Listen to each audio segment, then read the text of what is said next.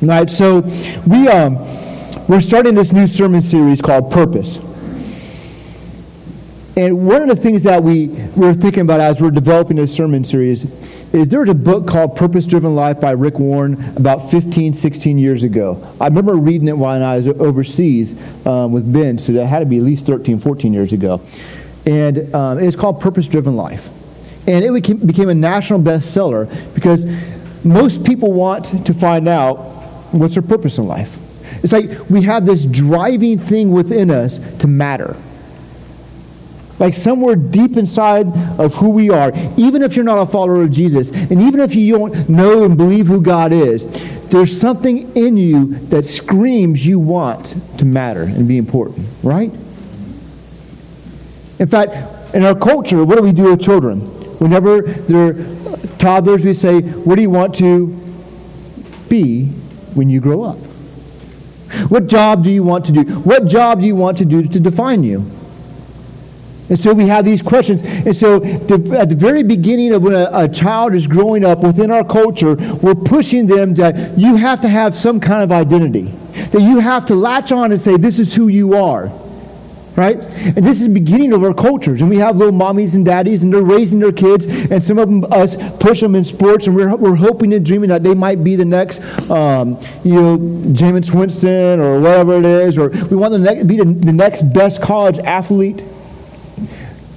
We want them to be the next best something or another. Sometimes we want to push them to do the same career as us. Oftentimes when we have that career, we want our kids to do something opposite of what we're doing because we know the ins and outs of that career. We want our kids to have a better life. Most of us who are parents, we want our kids to do better than we did, right? But we're pushing them towards some kind of identity.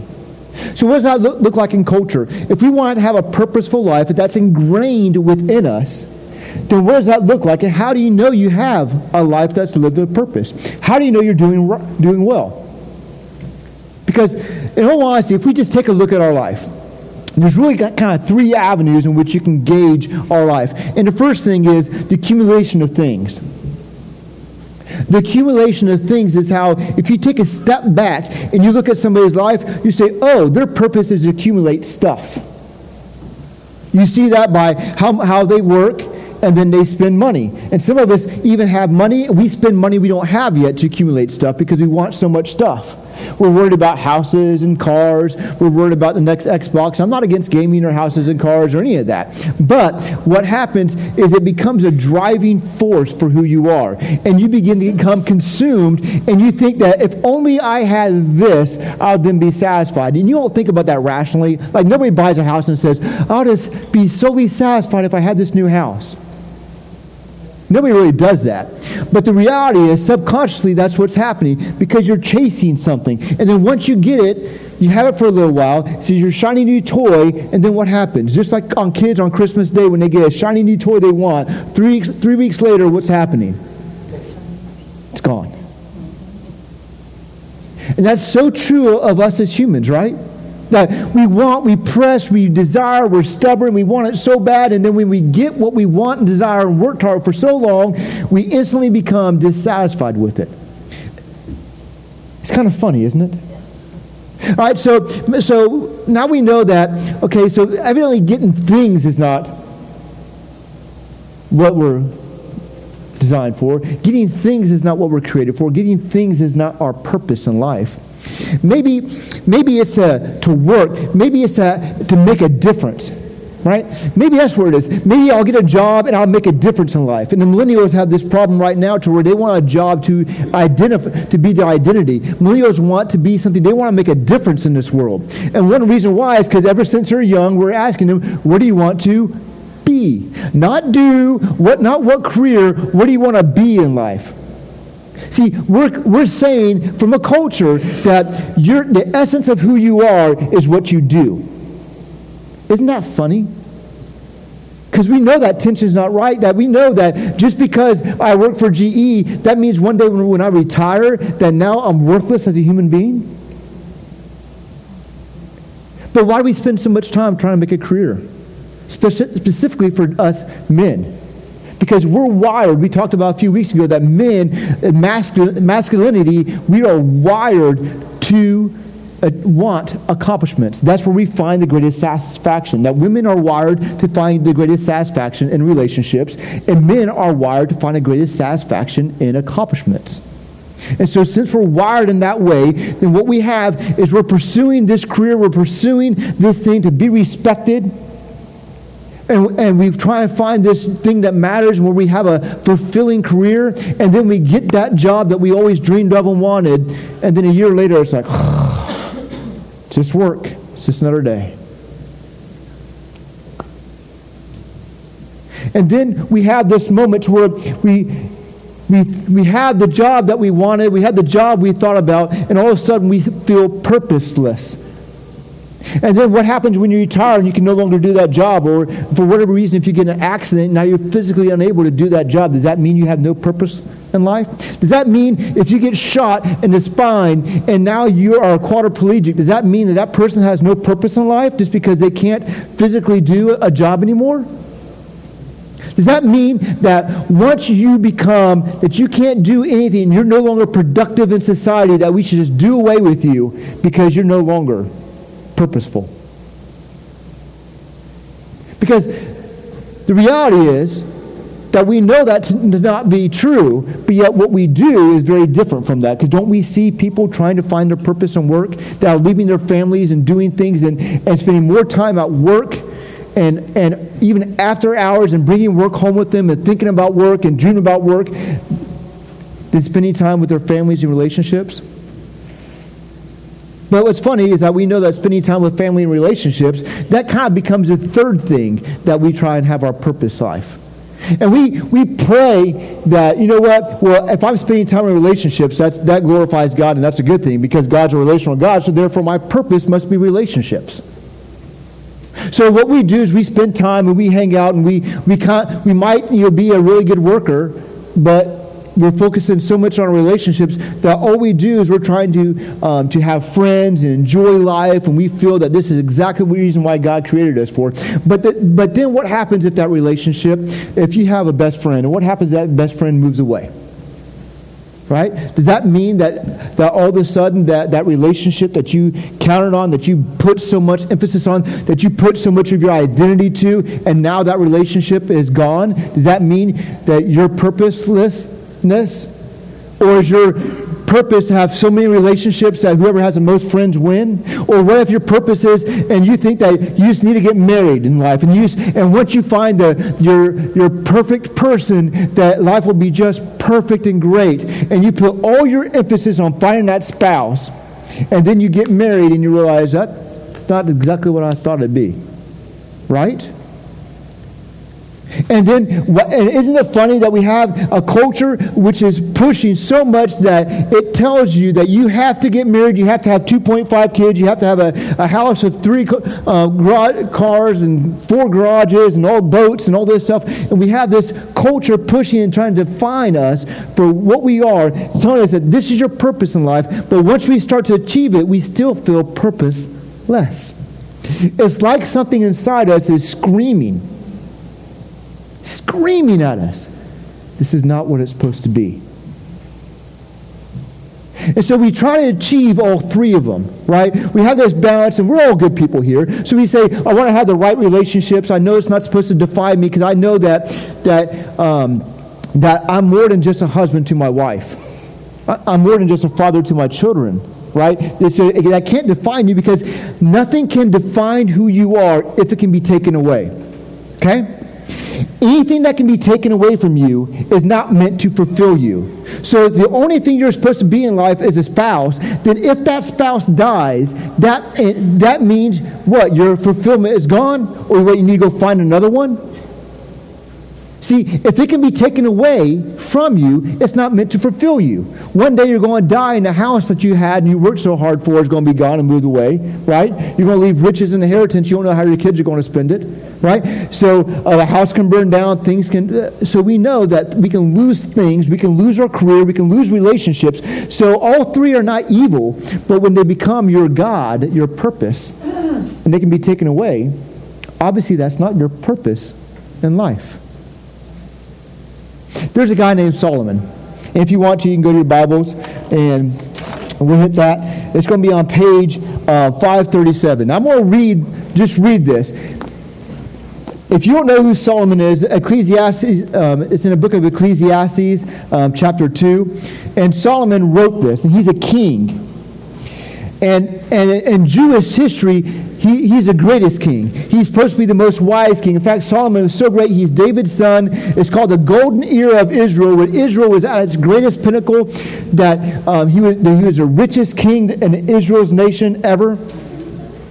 In fact, other people in other kingdoms came to Solomon to ask him questions about life because he's so wise. That's the reason why he's called the wisest king.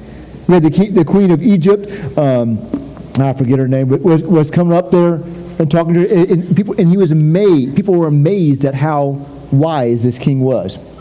And so Solomon, in his old age, wrote a book called Ecclesiastes. And as you read this, I want you to picture a male voice of royalty, about 70 or 80 years old, a little bit of a shake to it, writing to his sons and daughters, writing to Israel about life. Ecclesiastes, by far, is my favorite book. If I was on an island by myself, it'd be Ecclesiastes. Okay? So, turn to page 537.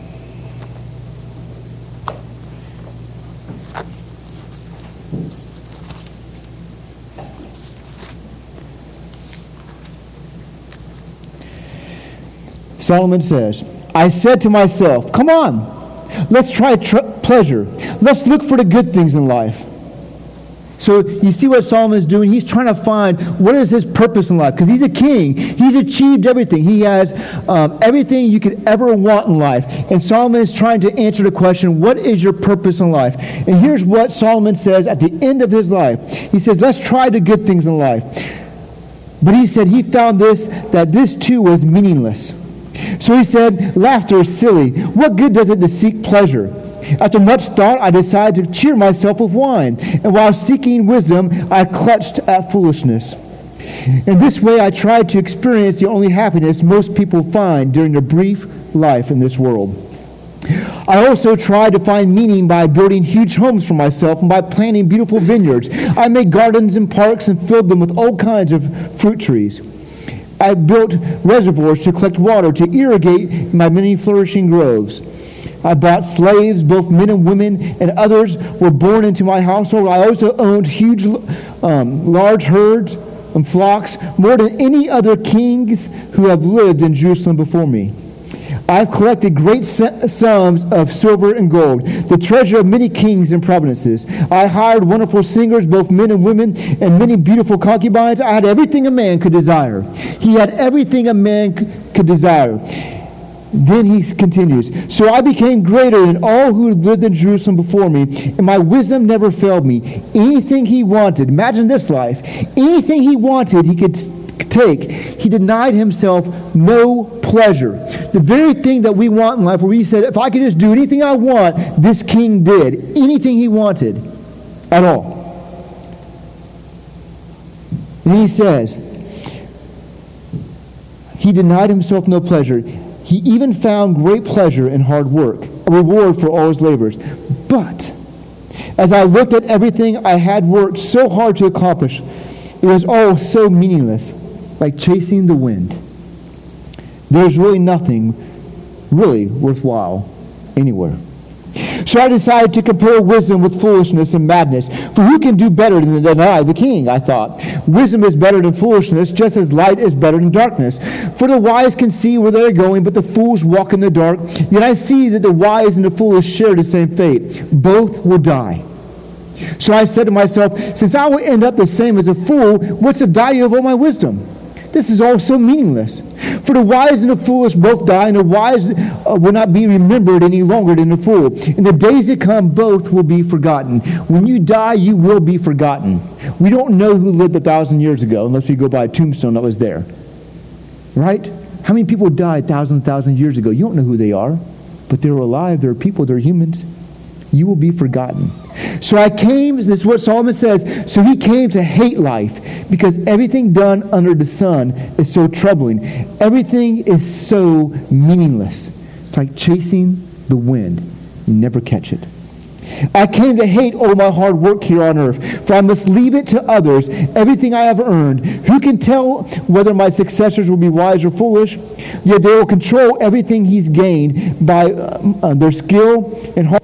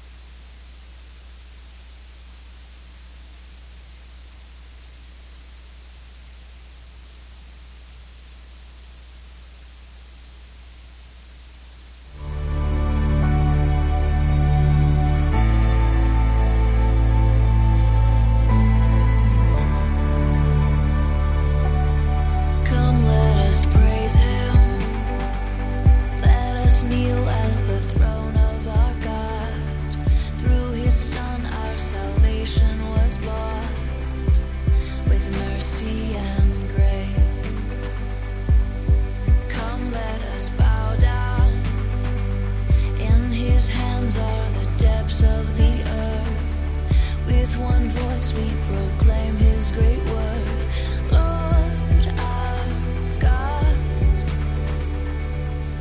and we will seek him, a rock of salvation. Morning by morning, with thanksgiving we come, and we will bow down. With creation we cry out. In daylight and darkness, we sing to the Lord. Great is our God. Great is our God. Great is our God.